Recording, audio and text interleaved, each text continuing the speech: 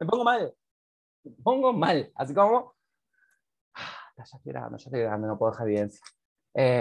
Uf, ay, qué calor. Bueno, en fin, chicos, chicas, chiques, ustedes tienen que hacer preguntas. De las cosas, no existen preguntas estúpidas, existen personas estúpidas que nos preguntan. No les estoy diciendo a ustedes estúpidos. Mentira. No, chiques, en serio, preguntan lo que no entienden, ¿está? Posta, yo estoy para eso. Entonces vamos a hablar de transporte de membrana y vamos a hablar de cosas teóricas. Quiero que tengamos una buena base teórica para recién empezar a la... Me vale vergas eso. Son como 11 objetivos. Esto ya pues choreada y lo digo descaradamente, bueno, lamento. Entonces, acá esto es lo que yo les hablaba de lo que es las gradientes, ¿está? Cómo están compuestos los espacios intra y extracelulares, y acá estamos hablando del espacio intracelular y los espacios intersticiales, o sea, los que están rodeando las células, pero que no son sangre, porque tenemos el líquido intracelular, el extracelular, y dentro del intracelular, o sea, tenemos el intravascular, y en realidad es intravascular, extravascular, y dentro del extravascular tenemos el intracelular y el extracelular. No importa, básicamente, dentro de la célula, el catión que predomina es el potasio, unos 140 milimols, en cloruro hay unos 4 milimols, y de sodio hay unos 10 milimols. Y después hay la agua. ¿Ah? Y afuera también tenemos la agua que entra y sale en función de los gradientes de concentración, eso se llama ósmosis, ya lo vamos a ver, que son los movimientos de agua, y tenemos el sodio, que es el principal catión extracelular. Entonces el sodio, si fuera por gradiente, tendería a entrar, porque va a favor de su gradiente, o sea, va de la parte más concentrada a la parte menos concentrada. Vos estás perdonada, ya sé que no podés hablar, tranquila. ¿Estoy hablando solo? No, me están llegando mensajes por la cucaracha. Ustedes sí que sí pueden hablar, háblenme.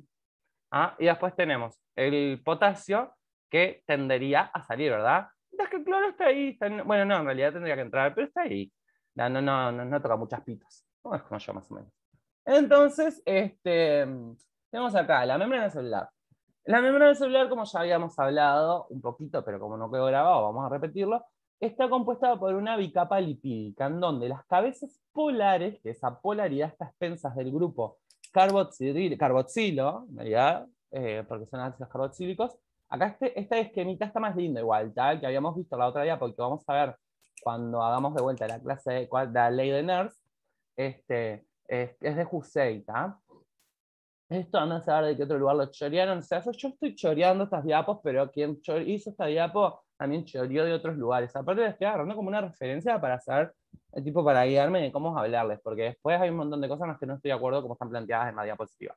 Pero en fin, tenemos las cabezas que son polares, por eso quedan afuera y pueden interactuar con el medio extracelular e intracelular, que está primero acuoso, entonces necesitamos que sean sustancias hidrosolubles, y a su vez tenemos, bueno, acá estos en verde son azúcares, ¿tá? Entonces son oligosacáridos, ¿tá? Entonces estos son oligosacáridos que están integrados a la membrana. Acá tenemos una alfa hélice con oligosacáridos, ¿tá? Una glucoproteína que es integral de membrana, que tiene una parte, esto probablemente es una señalizadora, las azúcares reciben información y generan cambios conformacionales que van a ser transmitidos al interior de la célula. Esto es una proteína globular que va a funcionar como una proteína integral de membrana porque atraviesa las dos capas lipídicas, y esta es una proteína que está anclada en la membrana, también va a recibir señales.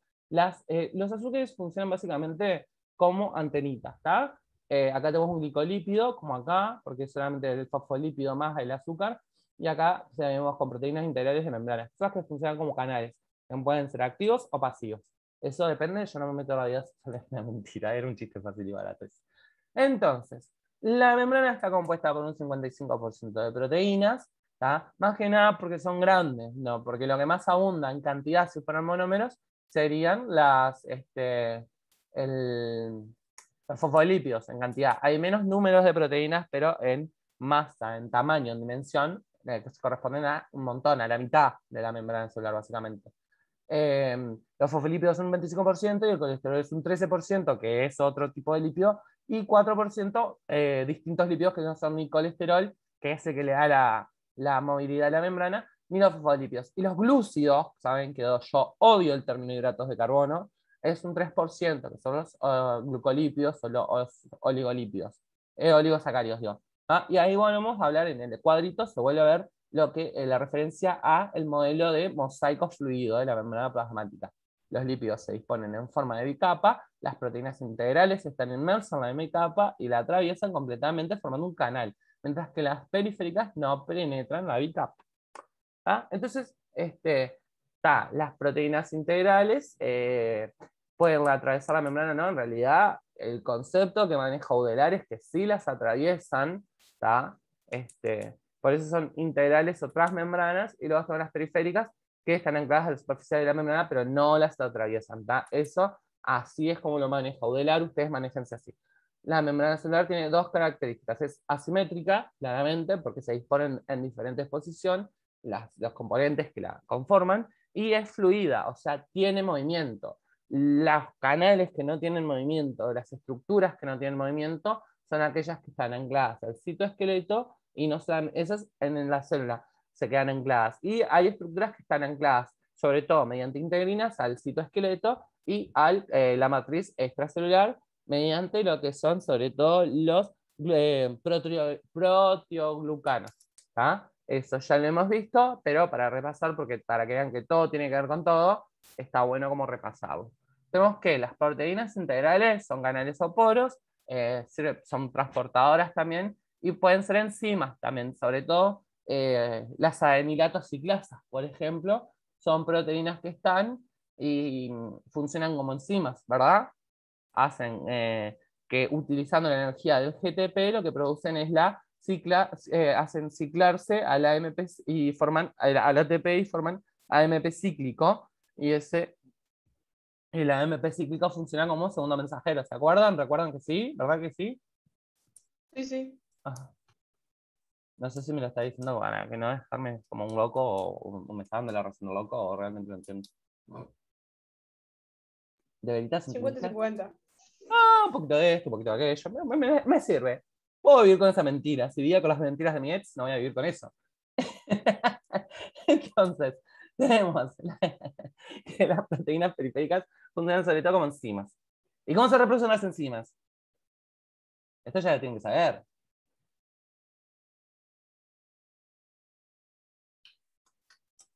Una encima de la otra. ¡Muy bien! Dije, no, mentira, que no se acuerdan. No, no. Em, perdón, me colgué.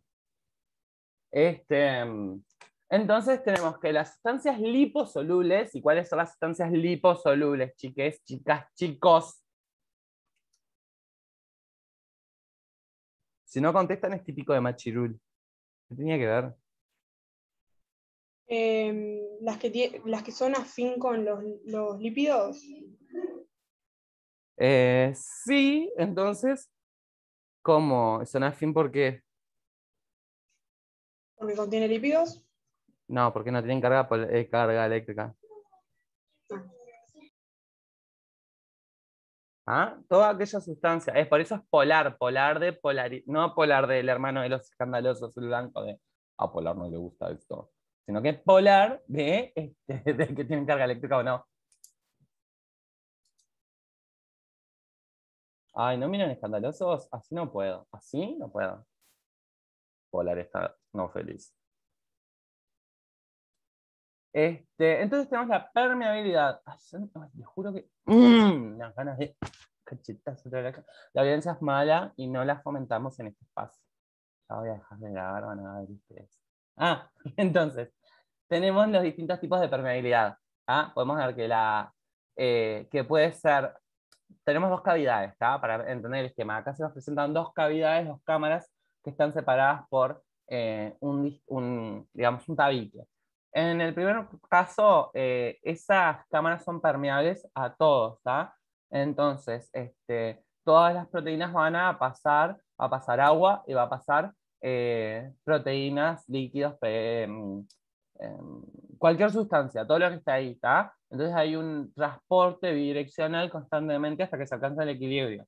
Luego tenemos en el segundo caso que el tabique es impermeable, no pasa nada, entonces no se mueve ni agua ni solutos. Y luego tenemos que tenemos una que es semipermeable, en donde solamente permiten los movimientos de agua, o sea, donde solamente va a haber ósmosis, y ahí va a haber un movimiento de agua hasta alcanzar el equilibrio de concentraciones, ¿tá? Pero a expensas solo de los movimientos de agua. Eso es muy parecido con lo que sucede a veces en las células. ¿Ah? La membrana celular es semipermeable, ¿eh? Por eso también tiene, y esa permeabilidad es selectiva. No solamente igual permite movimientos de agua. Los movimientos de agua son un tipo de movimiento que tienen mucha importancia, pero hay otros tipos de movimientos que forman parte de lo que es la membrana, los movimientos de agua en las membranas celulares. Entonces, en cuanto a los transportes transmembranas, este flujograma o estos dos mapas conceptuales, de hecho son dos mapas conceptuales independientes, están buenos porque uno nos dicen cuáles son los tipos de transportes para las moléculas de baja masa molecular y los de elevada masa molecular. Dentro de los de baja masa molecular, como les explicaba más adelante en la otra clase que no grabé, que esa creo que se marulló, por eso decidí hacer esta, para que tengamos como una base teórica linda, antes de empezar con lo que son los cálculos y demás, tenemos el transporte pasivo y el transporte activo. El transporte pasivo puede ser difusión simple o difusión facilitada, mientras que el transporte activo son las bombas, como la de sodio potasio, y otras bombas, y bueno, y otros canales que requieren de fosforilación. Por eso les digo, yo hay en algunas cosas que esta diapositiva que choreé no estoy muy de acuerdo, pero bueno, no importa, no pasa nada. Y luego tenemos que eso está bueno, para que pensar los tipos de transporte. ¿Sabes? Yo estoy consumiendo ATP, no. Entonces estoy frente a un transporte pasivo. ¿Es una difusión simple o una difusión facilitada? Bueno, ahora voy a ver cuál y por qué. ¿Tá? Y luego tenemos el transporte activo. El transporte activo tenemos la bomba de sodio potasio y otros tipos de bombas. ¿Tá? Y dentro de lo que son las moléculas de elevada masa molecular, tenemos la endocitosis, que es para cómo metemos cosas hacia adentro de la célula, que tenemos fagocitosis, los fagos de comer, pinocitosis, pinos de tomar, o sea que la pinocitosis es la introducción de agua, ¿tá? Entonces la célula come, toma y bueno, y excreta mediante la exocitosis, ¿tá? Y puede ser también mediada por un receptor.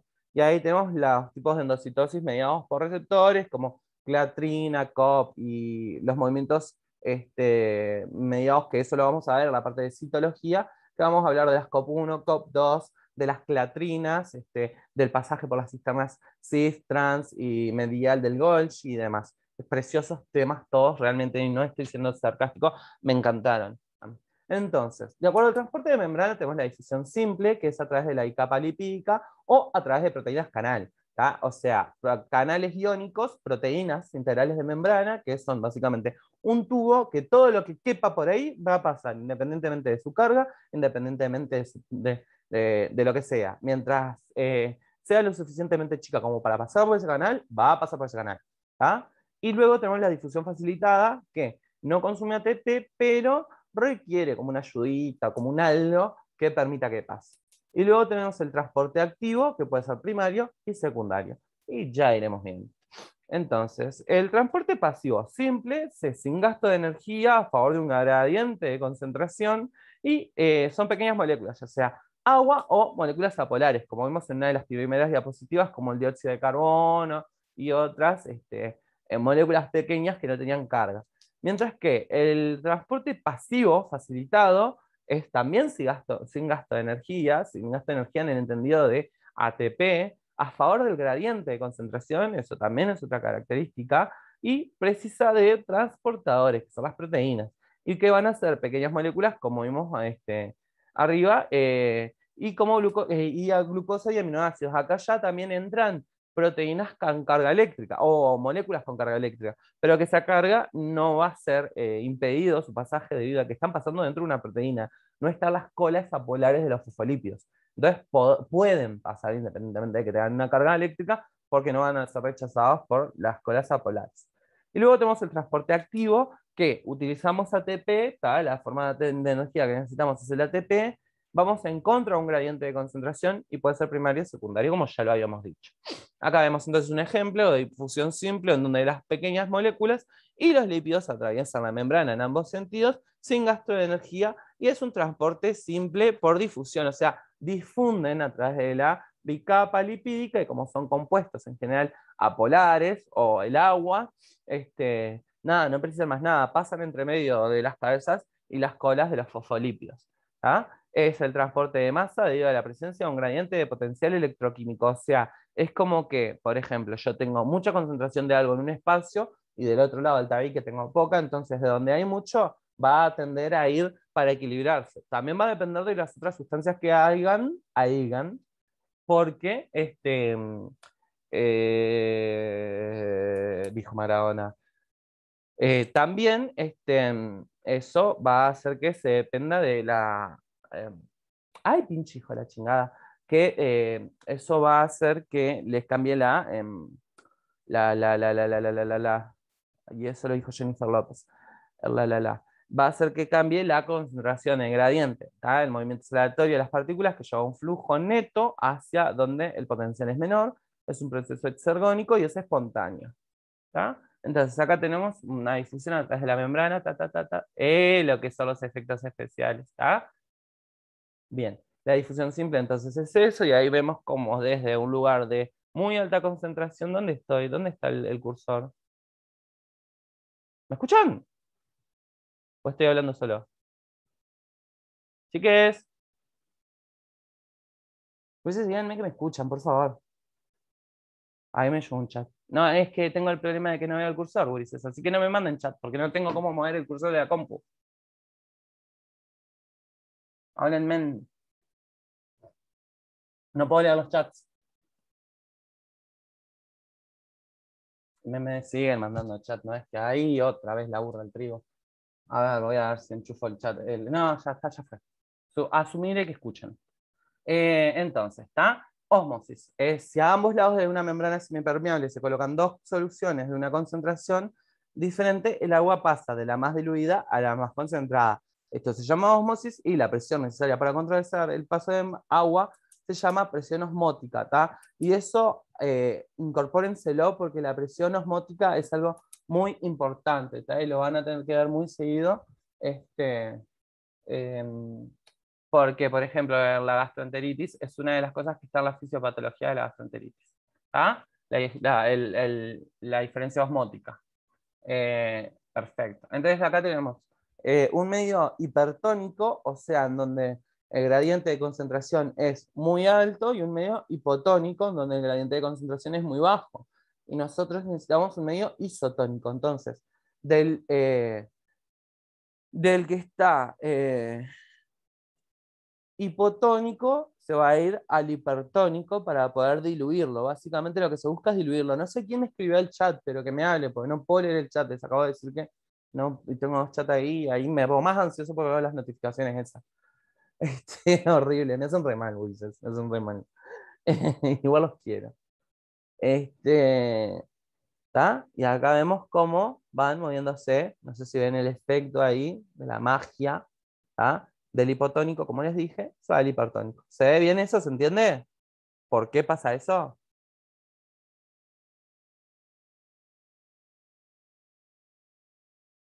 ¿Se entiende por qué pasa eso?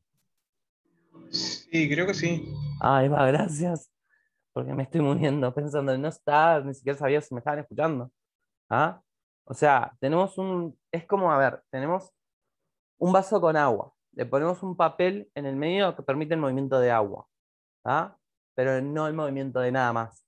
Y le ponemos sal de uno de los dos lados, ¿tá? En donde no hay sal, el agua va a irse hacia donde hay sal para que esté diluida y las concentraciones se traten de igualar lo más posible. ¿Tá? Eso es lo que es la ósmosis, el movimiento de agua mediado por el gradiente de concentración. ¿Tá? Pero no se mueven los solutos. Entonces, acá tenemos la difusión simple, y dentro de lo que es la difusión simple vemos que se puede producir a través de los intersticios de la bicapa lipídica para sustancias liposolubles como el oxígeno, el dióxido de carbono y demás. Y luego tenemos, acá en este cuadro tenemos los distintos... ¡Ay, no puedo marcar! ¡Qué bronca que me da esto! ¿Dónde está el cursor? ¿Por qué se trancó? No entiendo. ¿Ustedes ven la manito ahí del cursor? Sí, sí aparece la manita. Sí, yo también la veo, pero no entiendo por qué no me deja tipo, mover el mouse.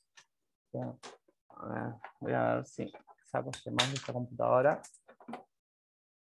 y si funciona. Vamos a tener que, no sé, qué onda, capaz que es mi padre. Ahí, sí, era mi padre.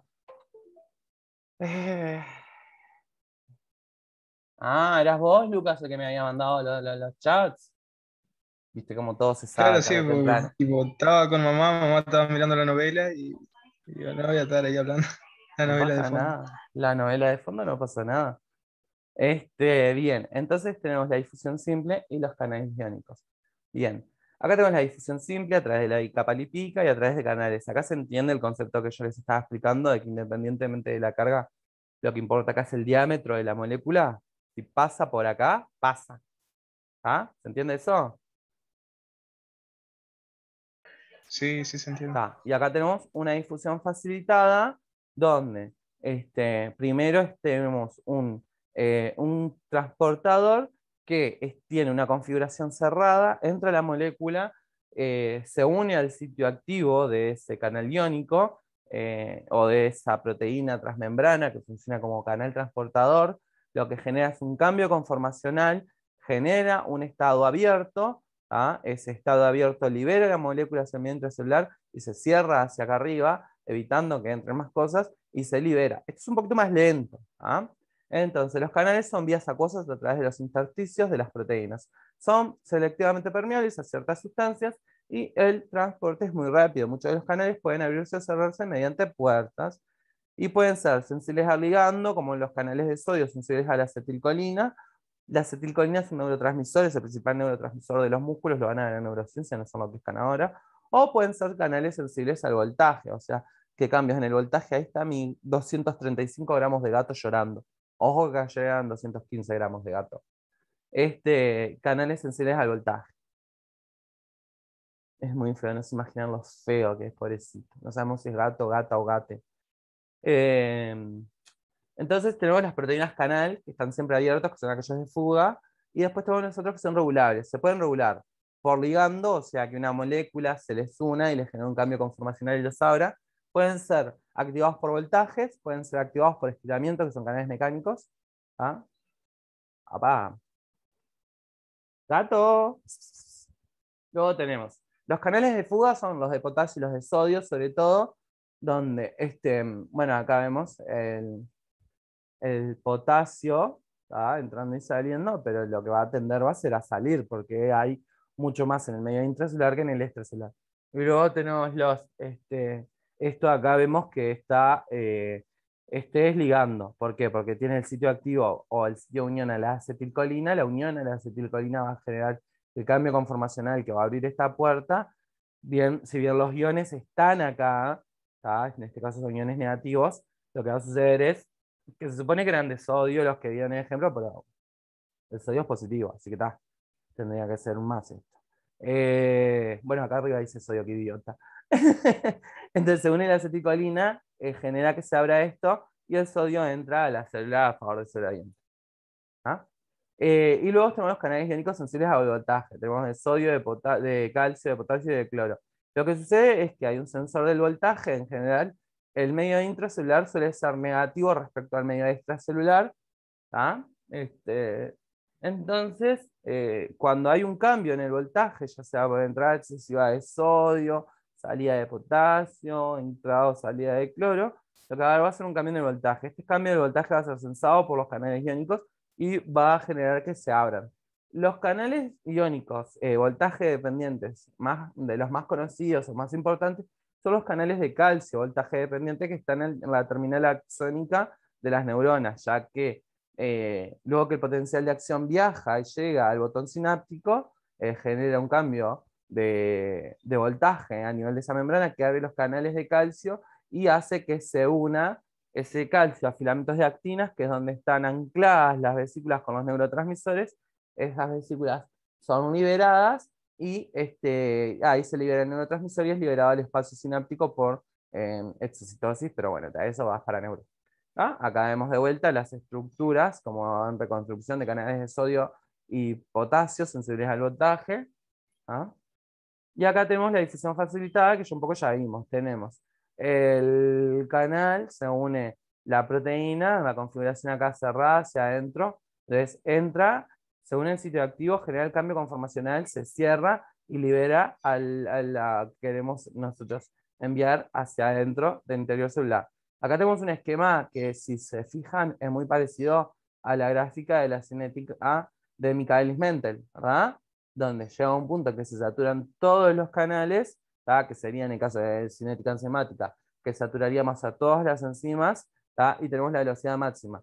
Hay un límite en la velocidad que se puede, y crece muy rápido. Esto significa que este proceso sea rápido, ¿tá? Este transporte sea rápido, pero que hay un límite en la cantidad de sustancia que podemos transportar, y ese límite está dado por la cantidad de canales iónicos que tenemos. ¿Ah? Eso se entiende, ¿no?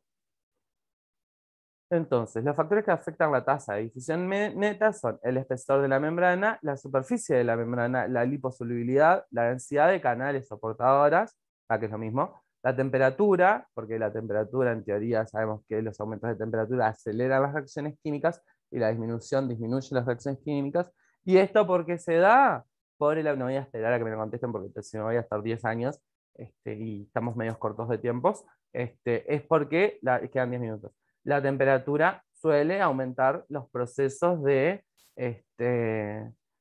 los procesos, porque aumenta la energía cinética de las moléculas, ¿tá? Y la masa molecular también tiene que ver, ¿tá? Entonces, y acá viene el transporte activo primario, donde necesitamos un aporte de energía para poder trasladar una molécula de un lado de la membrana hacia otro.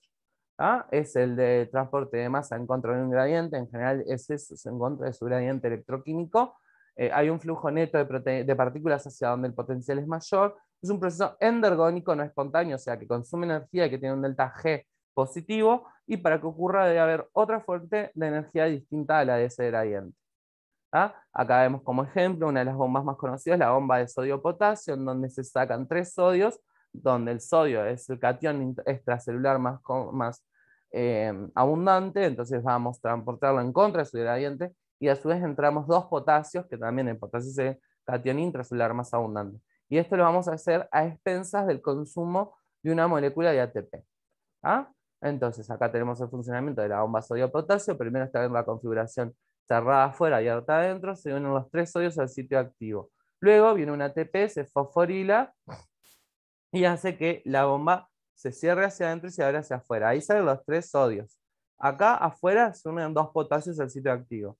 En su forma con los 2 potasios y fosforilada, porque el fosfato sigue acá, queda abierta hacia afuera. Cuando están los 2 sodios, los 2 potasios unidos, digo, es la señal para que se desfosforile. Cuando se desfosforila, vuelve a la configuración cerrada afuera, abierta adentro, liberando los sodios, y por ahora no se le unió nada, pero después se le van a volver a unir los 3, liberando los potasios. Después se le van a unir los 3 sodios de vuelta, y así sucesivamente. Es como un ciclo. ¿Ah?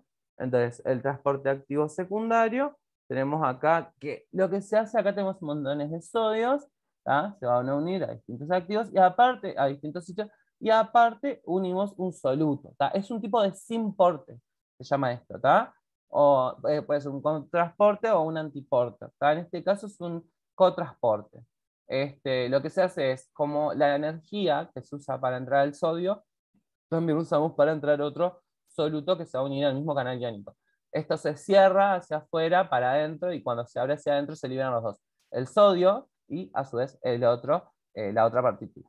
Acá tenemos cómo tenemos el sodio con otro soluto, eso sería un cotransporte, ¿ah? Y luego tenemos que entra el sodio y sale el otro soluto, es el antiporte. La energía que se usa para entrar al sodio en contra de su gradiente también se usa para sacar a otra sustancia en contra de su gradiente. Entonces tenemos ejemplos de contratransporte a el sodio y la glucosa, de cotransporte digo, al sodio y la glucosa, se interiorizan en la célula, al sodio a favor de su gradiente y la glucosa en contra de su gradiente. Si es al interior, igual el sodio va en contra de su gradiente, pero bueno, está. El contratransporte es que se desplazan iones de sodio hacia el interior de la célula. Sí, el sodio arriba está mal expresado, el sodio no está a favor de su gradiente, está en contra. El sodio se desplaza hacia el interior de la célula y los iones calcios hacia el exterior. Entonces, un ejemplo de contratransporte es la bomba de sodio y calcio. ¿Tá? Después, acá tenemos un simporte, ¿tá? Donde unimos la glucosa y el sodio, que fue lo que vimos recién, y lo metemos a los dos adentro de la célula. Y luego tenemos como metemos sodio y sacamos calcio, que es el antiporte. ¿Tá? Acá vemos esta ya lo vimos, ¿tá? Es la molécula integrada, transportada, digo, el tipo de canal que la transporta. Entonces acá vemos que acá no se consume energía, pasa a través de la capa lipídica, es una difusión simple. Acá vemos una difusión facilitada, estos son transportes pasivos, todos estos son transportes pasivos. Esto es otro tipo de difusión facilitada, y acá vemos un transporte activo porque esto es mediado por una proteína que depende del aporte de energía. Esto no me vale. Lo que acá muestra es que a veces hay en diferentes estratos celulares distintos tipos de canales. Por ejemplo, acá tenemos un enterocito, como metemos la glucosa adentro de la célula del enterocito por el borde en cepillo mediante sin portador glucosa-sodio, y luego como en la lámina basal nosotros usamos lo que es, en realidad se utiliza un importador también, ¿tá? Que libera la glucosa, pero también para eso, que es con potasio, pero para conseguir ese potasio se usa la bomba sodio-potasio que está acá. Entonces la energía o el gradiente de potasio se mantiene gracias a la bomba de sodio-potasio, porque si no sería, digamos, alterada el gradiente electroquímico dentro del enterocito debido a este movimiento de glucosa, que es súper importante. Entonces acá tenemos el sodio, la glucosa, la bomba sodio-potasio, y acá el uniporter GLUT2 que facilita la salida de la glucosa de la célula al torrente sanguíneo. Tenemos después los transportes de grandes moléculas, donde tenemos la endocitosis, la fagocitosis, la pinocitosis. Son los que están dentro de la endocitosis, ¿no? Comer y beber. Y después la exocitosis. Esto lo voy a llevar medio rápido porque no excede a lo que es lo que queremos en biofísica. Esto es más para citología. La fagocitosis básicamente es comerse, se forman pseudópodos que envuelven, se forma una vesícula fagocítica, que es el fagosoma, que puede ir al lisosoma y ahí se forma el fagolisosoma. Y la pinocitosis es que se envuelve el líquido. La fagocitosis envuelve una sustancia y están envueltos de clatrina, como les decía hoy, porque eso va a guiar el movimiento. Luego tenemos la endocitosis mediada por receptor, el receptor está acá, el ligando está acá, y esto es como mucho más complejo, más específico. Se forma un complejo receptor ligando y tenemos una vesícula endocítica revestida. Ahí tenemos la membrana celular, el citoplasma, los fluidos extracelulares. La exocitosis básicamente es que viene la vesícula, por lo que se quiere es liberar el medio extracelular, y se fusiona con la membrana, y esta la libera al medio extracelular. Y la visión integrada es esto. Tenemos los elementos que queremos fagocitar o no, formamos la fagocitosis, el fagosoma, o fagolisosoma, cuando lo llevamos al lisosoma. Esto es mediado por proteínas o mediados por sustancias específicas, y acá tenemos como la exocitosis cuando liberamos esto. Y ahí la bibliografía utilizada para esta clase, y bueno, espero que no hayan habido dudas. Si las hay, lo lamento. Qué oscuro se puso todo de golpe, pero bueno. Nada, les dejo por aquí.